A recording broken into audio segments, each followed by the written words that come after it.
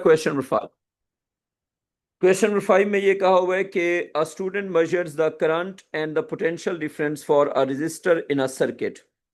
Current is this, potential difference is this. The measurements are used to calculate the resistance of the resistor. In measurements को use करके उसने क्या calculate किया? Resistance calculate की है। What is the percentage uncertainty in the calculated resistance?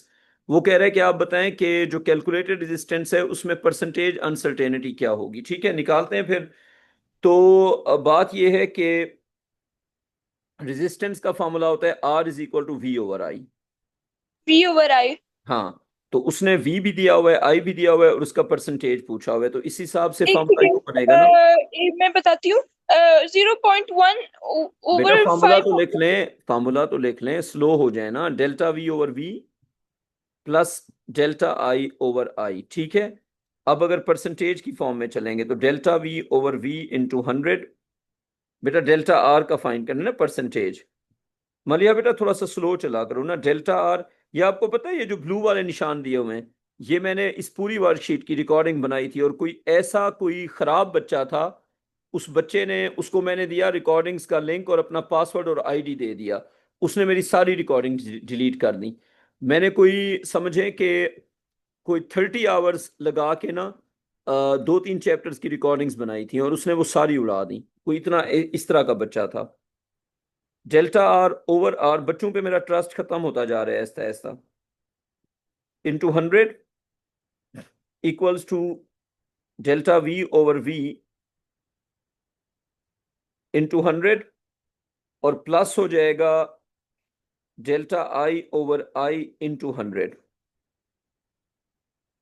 अच्छा, अब अगर हम इसकी डालते हैं वैल्यूज तो ये बन जाएगा मेरे पास 0.1 ओवर 500.0 प्लस हो जाएगा डेल्टा I ओवर I जो कि हो जाएगा 0.01 और डिवाइडेड बाई 50.00। और इसको हम ओवरऑल इंटू 100 एक बार भी कर सकते हैं, हर एक को भी इंटू 100 कर सकते हैं और ओवरऑल इंटू 100 एक बार भी कर सकते हैं।